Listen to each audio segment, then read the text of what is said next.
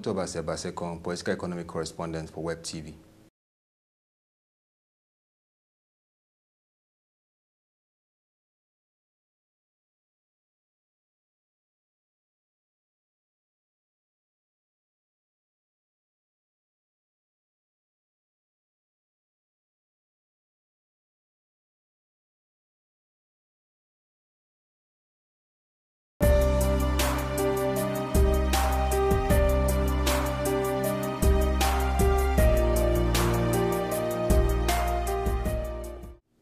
The rate of youth unemployment in Nigeria is actually alarming.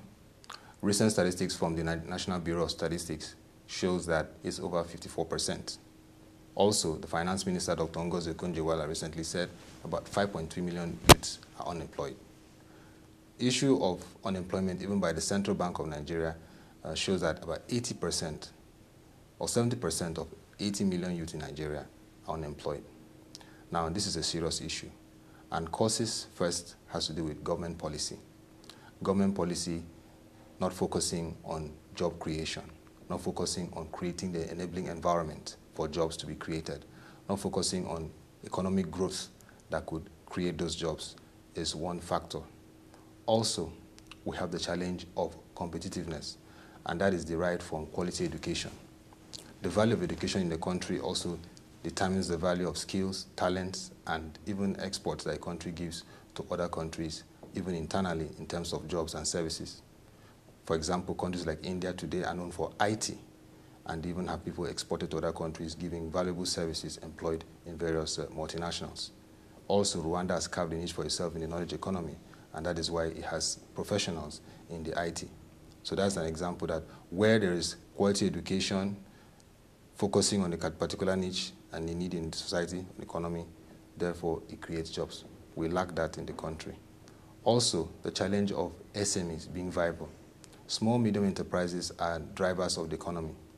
Countries like Germany today and Japan have viable SMEs. That is why they have a competitive economy. In Nigeria, it's a challenge, though now the issue is being focused on. Also, the issue of engagement. The public and private sector have a role to play in creating the environment for jobs.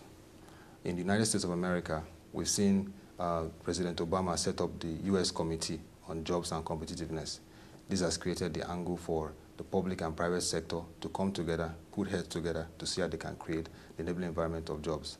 That's been lacking over the years in Nigeria, and that caused the level of unemployment, though we are seeing some improvement from the government.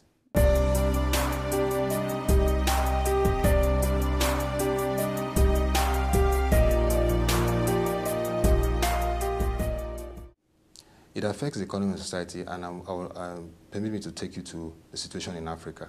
Several years ago, a young person by name Mohamed Bouazizi, out of job, no means of income, took to the informal sector of street hawking. And when he was frustrated by the authorities there, who tried, like what we have in Lagos, Kai, he was frustrated and he went and burnt himself, which sparked the revolution in Tunisia and also spiraled to Egypt, and that sparked what we call the Arab Spring. That is one of the dangerous effects. When youth are not engaged and employed, they could spark revolution.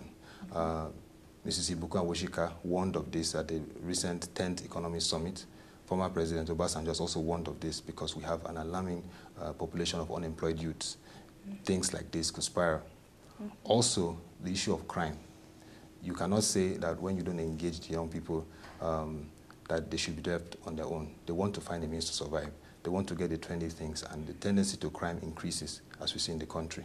Recently, Alhaji Aliko Dangote, who's the richest man in Africa, said, when we create jobs, we tackle issues like that, and even the issue and trend of Boko Haram that you see in the Northeast, part of it is attributed to unemployment, decadence, negligence on the part of the northern leaders to engage and even create an enabling environment for job creation in that region.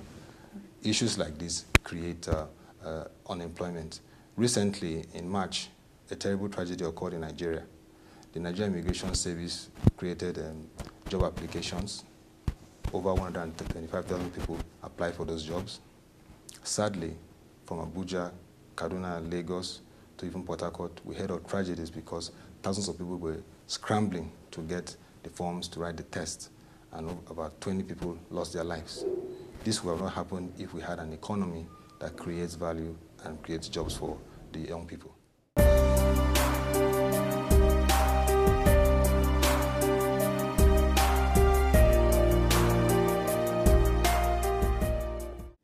Well, I'd like to say, because when it comes to the issue of government, we've seen that policymakers have said over time that government does not create jobs.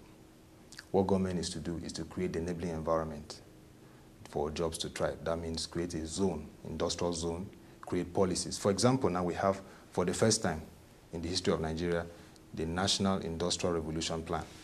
This plan is to position Nigeria as a country that produces and manufactures. We've been known as a consumptive economy, and that's not too good for our GDP, not too good for engagement in trade levels. But if this plan is effectively implemented, we'll begin to see industry spring up. We'll begin to see Nigeria produce goods that we are importing at a high rate. And that policy, if implemented, will change the narrative of our economy. So policies like that are important, but it creates the enabler for private sector to engage. Also, the issue of infrastructure, government through roads. The major challenge we see in Nigeria is power. If we have power, it can also encourage small, medium enterprise to thrive. It can also create the environment for companies to also thrive that will employ young people that are qualified for the jobs.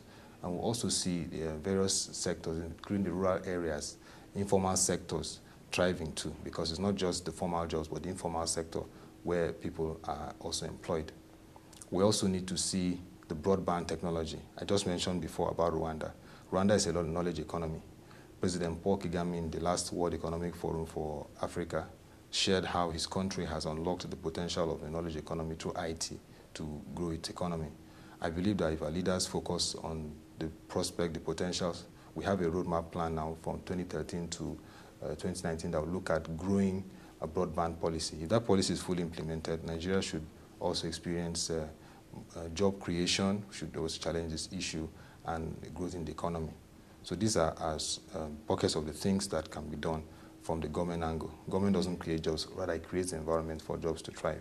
Over the years, the challenge of governments engaging or creating that avenue for youth unemployment being stemmed has been minimal.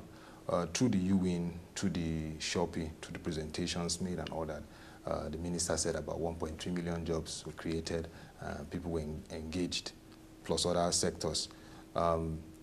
Though people have tried to challenge the analysis, but it shows that the government, through that, U.S.A is actually entrepreneurship-based. It creates that opportunity for young people with business ideas to get grants and support from the government that can also employ other people. Shopee is also a program designed to engage youths to also engage themselves, get some income, and also be out of this tendency to crime. But those are laudable initiatives. We need more of that, and that is why the public-private sector initiative is important. I must say that at the state level, we need more initiatives whereby state governments develop strategies of inclusive growth that leads to employment, because it's not just the federal government. The federal government has tried on their part, so we expect states like Lagos, like Akwa Ibom, like Delta, like Rivers that have huge revenue and also huge allocation from the federal allocation of the country to utilize those funds to create jobs. They are doing infrastructure quite well, but when there's infrastructure without people with jobs, what value does it bring? So those are important things that the governments can be focusing on.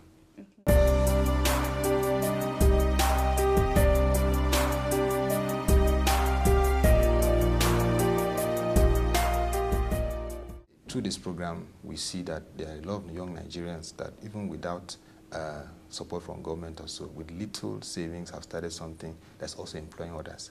So those are the things that we need to see more. Because the narrative is, I find there's unemployment, young people are lazy and all that. From this program, you see that people are doing things. So we need to see young people do more of that.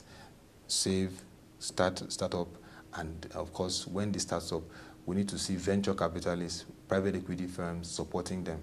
Because when you support these people, they create more jobs. And also, the issue of SMEs are very important. And what you do has to do with SME. Mr. Bismarck Rewani Dr. Doyin Salami, economists and analysts, have said that SMEs are very critical to the economy. That's why even the central bank recently marked 220 billion naira for the SMEs. So SMEs are very key to the economy, and that's one angle where the young people can really engage. They may not be able to get the jobs in Chevron, they may not be able to work in Nestle, they may not be able to work in Airtel or other big companies, but if the enabling environment is created for them to also engage through the SME level, their skills and potentials, they can also create jobs and change the landscape of the country.